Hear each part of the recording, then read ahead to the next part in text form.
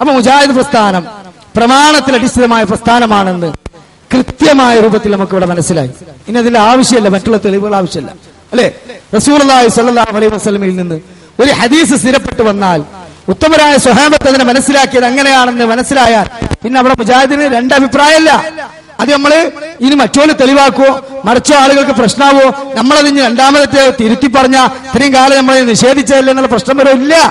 മുജാഹിദ് പ്രസ്ഥാനത്തിന് ആ പ്രശ്നമില്ല. കാരണം എന്താ, മുജാഹിദ് പ്രസ്ഥാനം എന്നും ആ നിലപാടിൽ തന്നെയാണ് എന്ന് നമ്മൾ പറയുമ്പോ നിങ്ങൾ വിചാരിക്കോ അത് നിങ്ങളൊരു വാദല്ലേ? അല്ല, ഇതിന്റെ ശത്രുക്കൾ വരെ നമുക്ക് ആ സർട്ടിഫിക്കറ്റ് നൽകുന്നുണ്ട്. ഏത് ഔദ്യോഗിക വിഭാഗം എന്ന് പറയുന്ന കേരളത്തിൽ മുജാഹിദീൻ, അത് മടവൂർ വിഭാഗം പോലെയല്ല.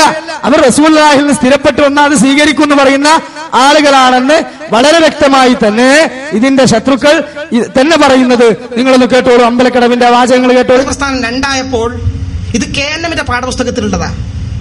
ഔദ്യോഗിക ഗ്രൂപ്പിനെതിരുള്ള മടവൂരിന്റെ ഗ്രൂപ്പുണ്ട്. അപ്പോഴാണ് നമ്മുടെ ഈ പാഠപുസ്തകം നമ്മുടെ ശ്രദ്ധയിൽപ്പെട്ട് മടവൂർ ഗ്രൂപ്പിന്റെ ഒരു പുസ്തകത്തിൽ പറഞ്ഞു, എന്തായിരുന്നാലും ആ ഹദീസ് പാഠപുസ്തകത്തിൽ കൊടുത്ത് നന്നായില്ല, കാരണം ഖുറാഫികൾ തെളിവാക്കൂലേ. അപ്പോഴാണ് നമ്മുടെ പുസ്തകത്തിൽ ശ്രദ്ധയിൽപ്പെട്ടത്.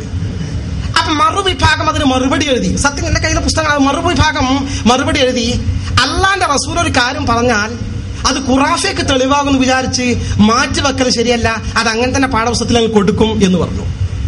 അപ്പൊ മടവൂർ ഗ്രൂപ്പ് തിരിച്ച് അവിടെ ഷബാബിൽ മറുപടി അവരെഴുതി, അങ്ങനെ ഹദീസ് സ്വഹീഹാണെന്ന് വെക്കുകയാണെങ്കിൽ തന്നെ പാഠപുസ്തകത്തിൽ കൊടുക്കുകയാണെങ്കിൽ തന്നെ നേർക്കുനേരെ അർത്ഥം പറയുന്നവർ ഒരു വ്യാഖ്യാനം കൊടുത്തുകൂടായിരുന്നോ?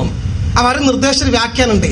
ഫൈന സ്വലാത്തക്കും മാറൂലത്തുൻ അലയ്യ, ലോകത്തിന്റെ മുക്കുമൂലകളിൽ നിന്ന് ഒരേ സമയം കോടാനുകോടി ആളുകൾ സ്വലാത്ത് ചൊല്ലിയാൽ അതെനിക്ക് കാണാൻ സാധിക്കുമെന്ന് പറഞ്ഞതിന്, അതായത് അതിന്റെ പ്രതിഫലം എനിക്ക് എത്തിക്കപ്പെടുമെന്ന് അർത്ഥം കൊടുത്താൽ പ്രശ്നത്തിന് രക്ഷപ്പെടാൻ സാധിക്കുമായിരുന്നില്ലേ? അപ്പൊ തിരിച്ച് KNM മറുപടി, ഇതൊക്കെ അവരുടെ പുസ്തകത്തിൽ വന്ന വാക്കുകളാണ്.